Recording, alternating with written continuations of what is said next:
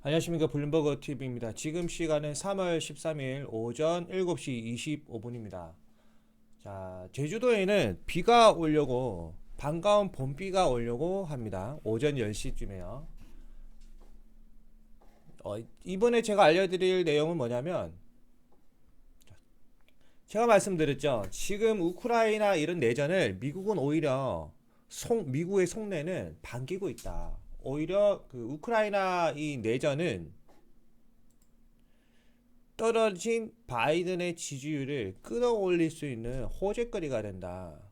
수많은 생명을 담보로 한 예견된 전쟁이다. 왜? 도요토미 히데요시도 우리나라를 침략을 할 때, 임진왜란 때죠.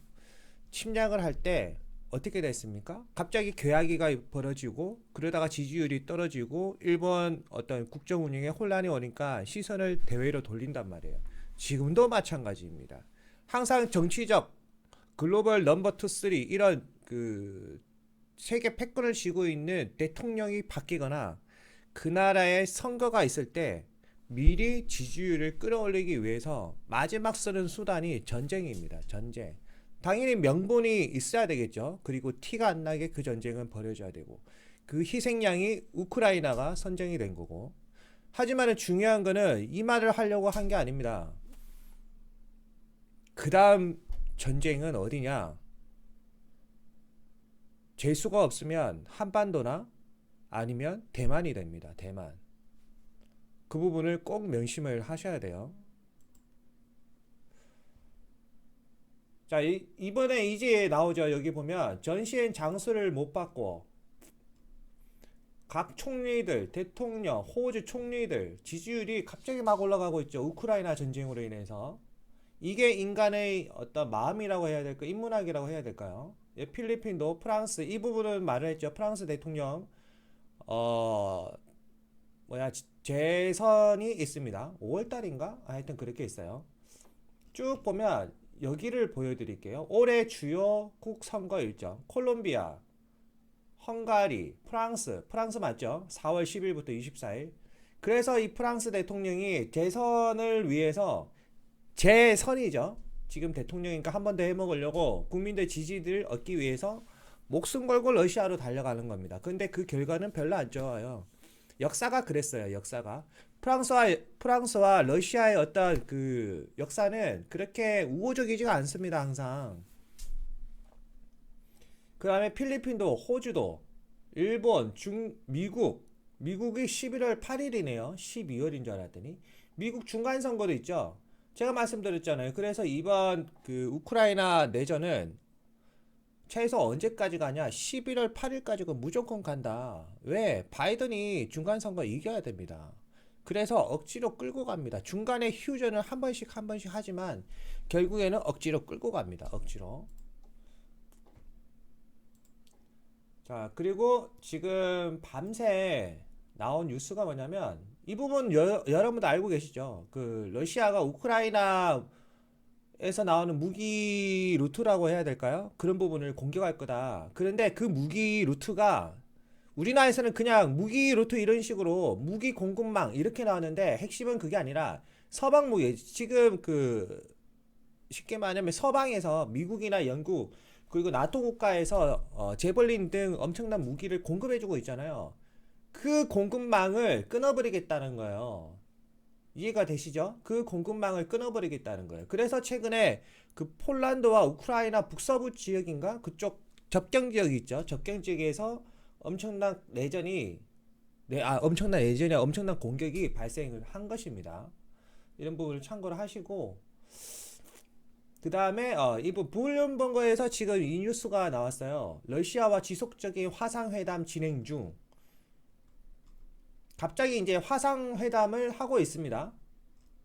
자, 이 부분에 대해서 제가 그러니까 러시아 기관지를 통해서 팩트를 체크를 해봤어요. 같이 제가 체크를 해드릴게요. 자, 여기 보면은 우리는 회담을 계속하고 있다. 그런 내용이에요. 자, 이 뉴스의 어떤 팩트적인 내용은 모스크바 기간지에서 이 부분이에요. 이 부분. 이해가 되시죠? 약간의 시간적 갭이 있는데 여기 보면 3월 10일 우리나라가 아니라 미국 기준으로 3월 10일 오후 5시 24분이고 미국 기준 시간이고 이 시간은 러시아 기준 시각입니다. 한국이 아니라 러시아 기준 시각으로 3월 12일 저녁 8시 55분이고 3월 12일 8시 49분 8시 49분에 그 러시아 코메르산트 기간지에 이 뉴스가 뜬 거예요. 뜨고 그 다음에 블룸버그에 뜬 거예요. 이해가 되시죠? 그러면 팩트는 뭐냐? 제가 읽어보니까 러시아어예요. 러시아어. 쭉 읽어보니까 이 내용이에요. 러시아 대표단과 협상을 비디오로 말 그대로 화상으로 지금 진행이 되고 있다. 그런 부분이 나와 있고 그 다음에 벨로루시에서 2월 28일 했고 3월 3일, 3월 7일 이렇게 세 차례 협상이 진행이 되었습니다. 그리고 지금도 우선은 그 협상적인 거를 하고 있는데 화상으로 하고 있다는 거죠. 화상 협상. 어떤 중간에 연결되는 그런 라인이 있는 것 같아요. 그 부분을 참고하시면 될 것 같고 자, 이 부분을 봤죠. 그럼 이 뉴스가 그러면 이거 이후로 어떤 내용이 나왔냐 이런 부분을 보셔야 됩니다. 맞죠?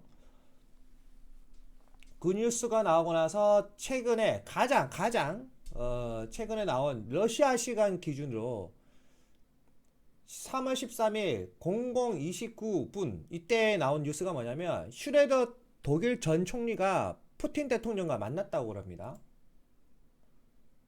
자, 그러면 어떤 내용일까요? 한번 볼게요.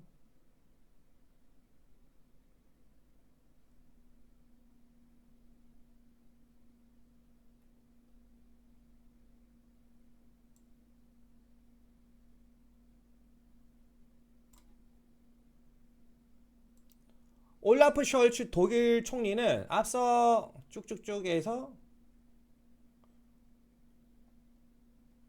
독일에 있는 러시아 국영기업이 뭐 물러나야 된다 뭐 이런 내용인 것 같은데 이 부분은 솔직히 잘 모르겠고 그렇게 특별한 내용은 없네요. 슈레더 전 독일 총리가 푸틴과 만났는데 그렇게 뭐 특별한 내용은 우선 없습니다.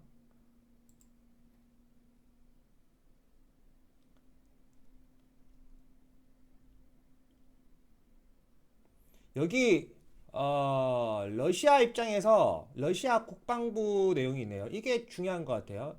러시아 인도주의적 통로 거부 이렇게 돼 있는데 한번 읽어볼게요.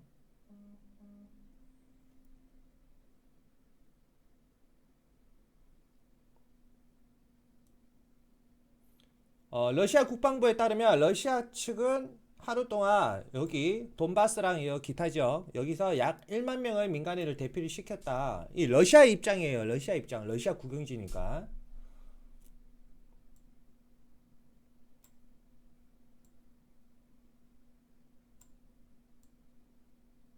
결국 러시아 쪽으로 넘어오기를 원하는 사람도 엄청나게 많다.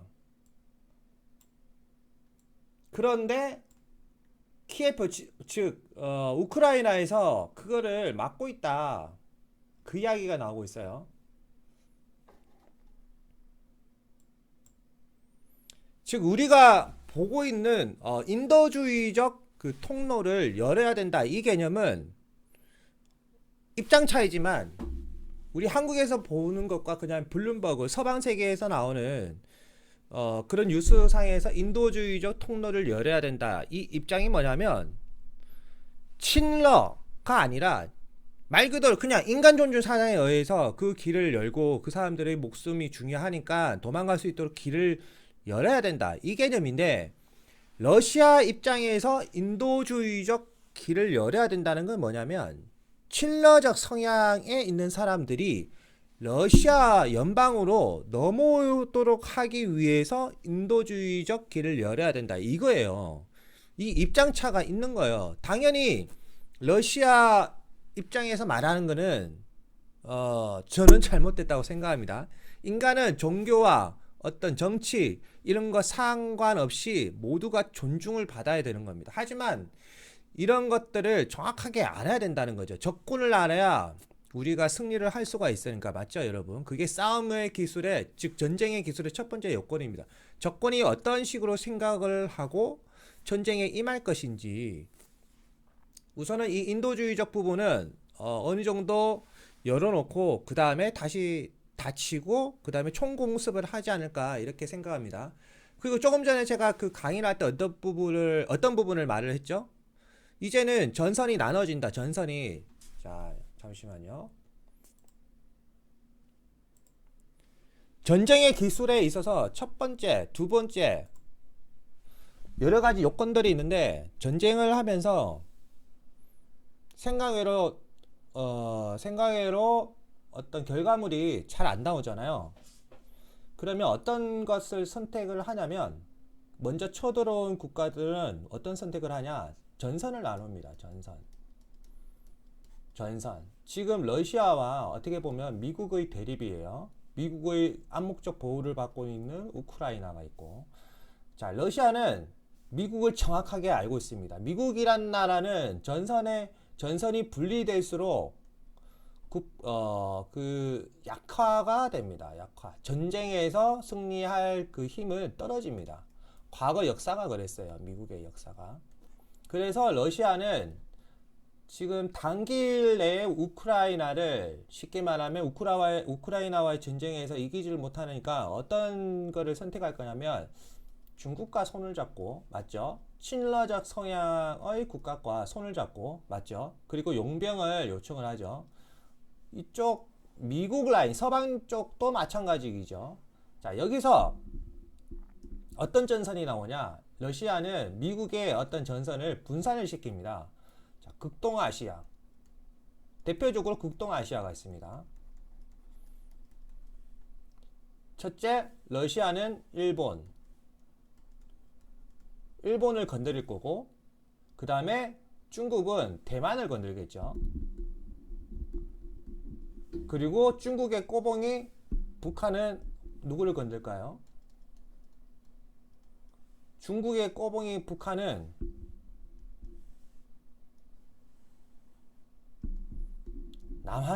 남한을 건듭니다. 그 시나리오가 나오죠. 이렇게 전선을 분산시키는 전략을 쓰게 됩니다. 그리고 또 뭐 있죠? 중동. 친러적 성향에 있는 중동 국가들. 대표적으로 시리아가 있죠. 자, 이네들은 어떤 전략을 쓸까요, 여러분? 대표적으로 친미적 성향이 있는 국가인 사우디가 있겠죠. 사우디를 공격을 합니다. 자, 왜 그럴 수밖에 없냐? 역사는 반복된다. 이것도 작년에 다 강의를 했어요. 현재 제가 알고 있는 그 북한 태양절, 김일성 생일인가 그렇죠. 태양절이. 이 태양절이 4월 25일인가 그래요. 검색을 해보세요.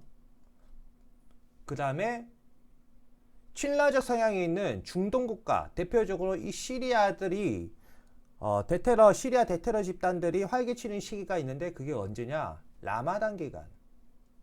이거 작년에도 다 강의를 했죠. 라마단 기간은 4월 1일부터 4월 말까지입니다. 이 라마단 기간에는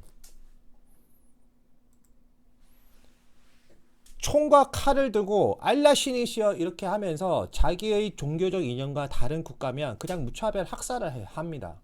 그렇게 무차별 학살을 할 때마다 자기는 알라 신에게 한 걸음 더 나아간다. 이렇게 종교적 교리를 명분화시켜서 테러를 일으키는데, 미국에서 나오는 어떤 국방이나 어떤 그 연구 자료를 보면 올해 미국의 이 시리아 집단 시리아의 그 극단주의 대테러 집단들이 미국의 테러를 일으키려고 지금 하고 있다. 그에 대한 방어를 해야 된다. 이 자료도 나오고 있어요. 그 다음에 중국은 말 안 해도 아시죠? 대만.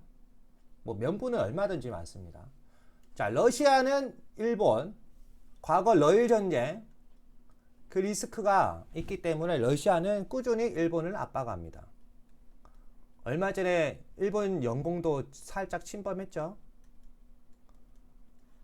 자, 이런 큰 그림을 아셔야 됩니다. 그러면 대표적으로 4월 달에는 유가가 무조건 오릅니다. 유가가. 왜? 중동 이 라마단 기간 이때는 중동발 유가가 오르고 그 부분을 꼭 참고를 하셔야 됩니다. 자, 이번 영상은 제가 이렇게 마치겠습니다. 큰 그림을 아시겠죠, 여러분? 전선이 이제 분리되는 그런 현상이 나타난다. 전선이. 아시겠죠? 감사합니다.